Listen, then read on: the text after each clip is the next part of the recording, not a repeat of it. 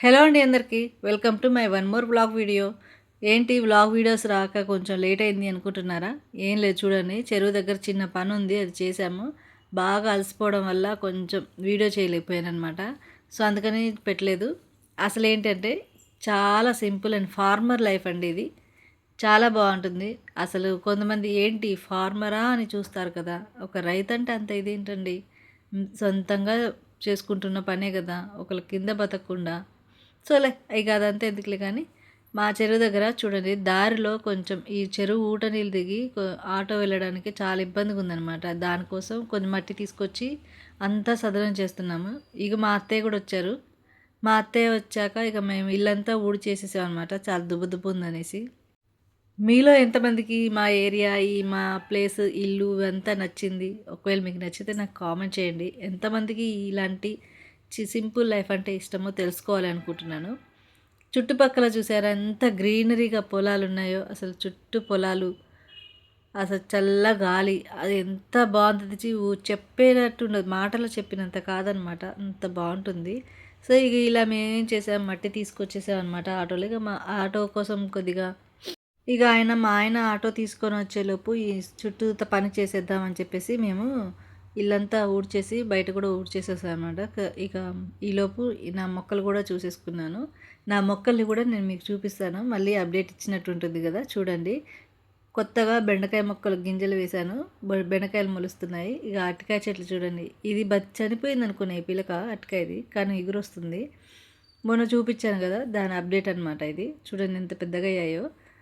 అరటి మొక్క ఏ మొక్క చచ్చిపోయినా కానీ అరటి పిలకకి సాగు ఉండదంట కదా, అట్లే ఉంది. ఇప్పుడు చనిపోయింది అనుకున్నా కూడా బతికింది, అది ఇగురు వస్తుందన్నమాట.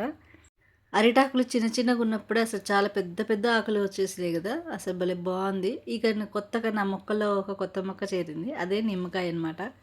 ఈ నిమ్మకాయ చెట్టు నాకు 100 రూపీస్ పడింది, తీసుకున్నాను. దీనికి ఒక చిన్న పిందె కూడా ఉంది, దాని దగ్గర నుంచి కూడా చూపిస్తున్నాను. చూడండి, పెద్ద కాయ అన్నారు. మా పిల్లలు చూడండి, బండి మీద ఎలాంటి సాహసాలు చేస్తున్నాను. వెనక కూర్చున్నాడు మా చిన్నోడు, పెద్దోడు దాన్ని చూపిస్తున్నాడు చిన్నోడు.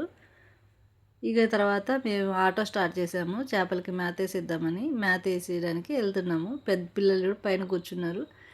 అసలు సింపుల్గా అసలు బాగా ఎంజాయ్ చేస్తాం అనమాట మేము ఇలా. హాలిడే పిల్లలకి సండే హాలిడే వచ్చినా, లేకపోతే ఇంకే మామూలుగా హాలిడేస్ వచ్చినా ముందు అందరం పొద్దున్నే రెడీ అయిపోయి చెరువు కాడికే వచ్చేస్తాము. ఇలా చిన్న చిన్న పనులు ఏమైనా ఉంటే చేసుకుందామని.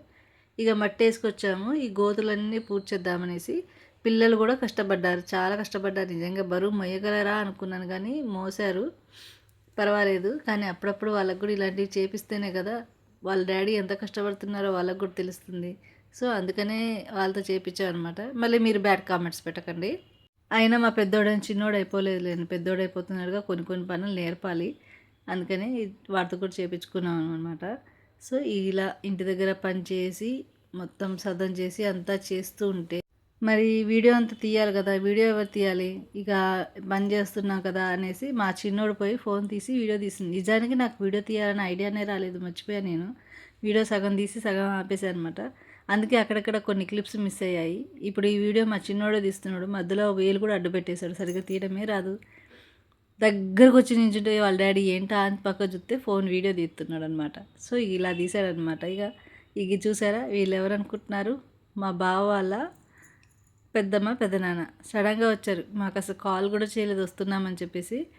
ఇక మా పెద్దోడు ఆల్రెడీ వాడు మా బండి తోడలో మీరు ఆల్రెడీ చూశారు కదా ఒక షార్ట్ వీడియోలో.